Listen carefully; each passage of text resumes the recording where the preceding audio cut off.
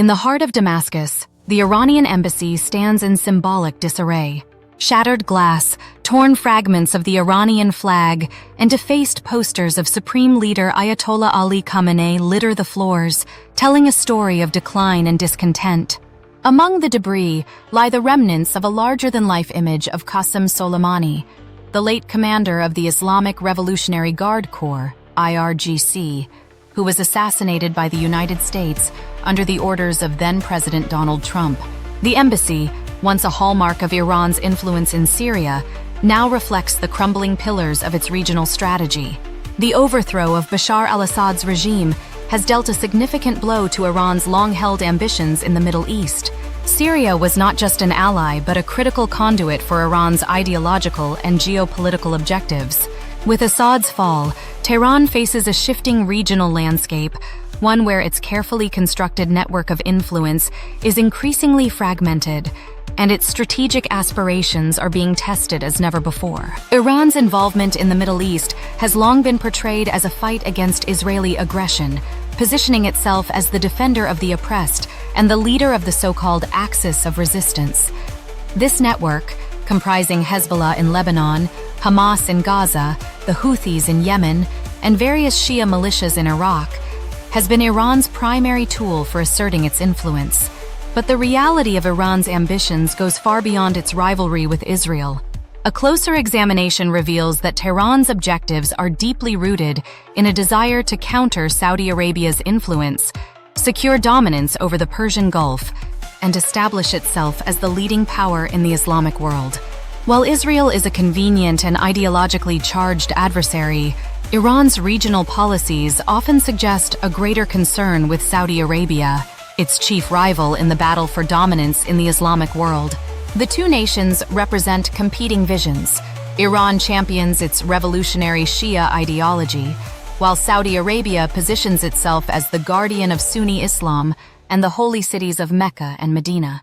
Iran's support for its proxies serves a dual purpose. On the one hand, it creates a strategic buffer against Israel and its Western allies. On the other, it encircles Saudi Arabia, destabilizing its borders and challenging its alliances. The Houthi movement in Yemen, for example, has become a cornerstone of Iran's strategy to pressure Riyadh. By providing military and financial support to the Houthis, Iran has enabled cross-border attacks on Saudi territory, including strikes on critical oil infrastructure, further highlighting Tehran's ability to project power in Saudi Arabia's backyard. The sectarian dimension of this rivalry cannot be overlooked. By empowering Shia groups in Sunni-majority nations like Iraq and Lebanon, Iran seeks to undermine the traditional Sunni order led by Saudi Arabia. This sectarian strategy is not merely about ideology, but also about pragmatism. It allows Tehran to exploit divisions and expand its influence in volatile regions. Iran's enmity with Israel is deeply rooted in its revolutionary identity. The Islamic Republic portrays itself as the foremost adversary of Zionism, championing the Palestinian cause and funding groups like Hamas and Hezbollah. However, this antagonism serves more than ideological purposes.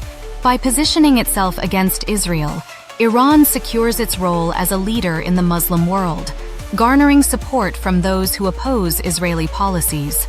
Yet, Tehran's actions suggest that its opposition to Israel, while genuine, is also a calculated move to justify its regional interventions and military buildup.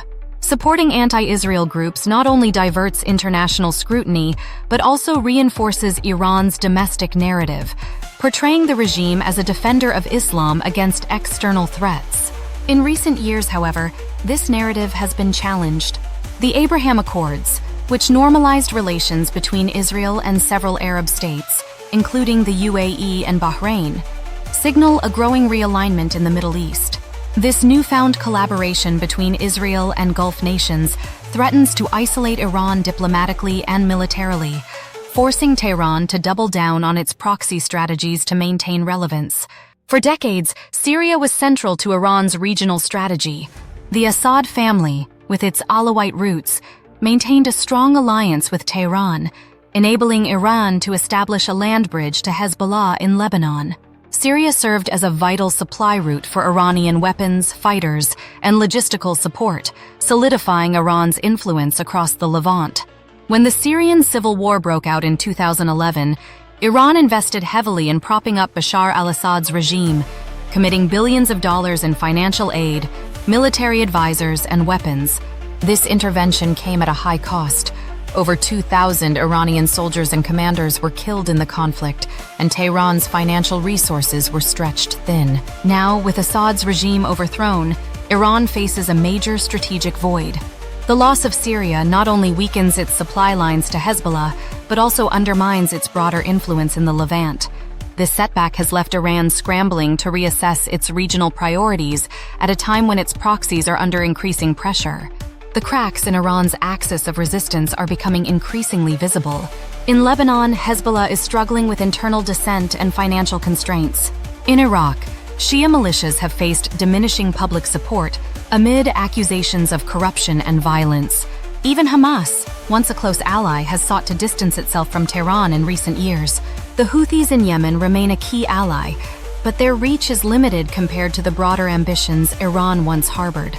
Israel's targeted strikes against Iranian assets in Syria, combined with growing U.S. pressure, have further eroded Tehran's ability to sustain its network of proxies.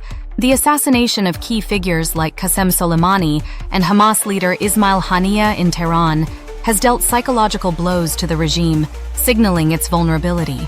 Internally, Iran faces mounting challenges that threaten the regime's stability. Economic mismanagement, compounded by international sanctions, has left the country struggling with high inflation and unemployment. Public discontent erupted in 2022 with protests following the death of Mahsa Amini, a young woman detained for allegedly violating dress code laws. These protests, though ultimately suppressed, revealed deep-seated dissatisfaction among Iran's younger generation, who are increasingly disconnected from the revolutionary ideals of 1979. The leadership transition also looms large.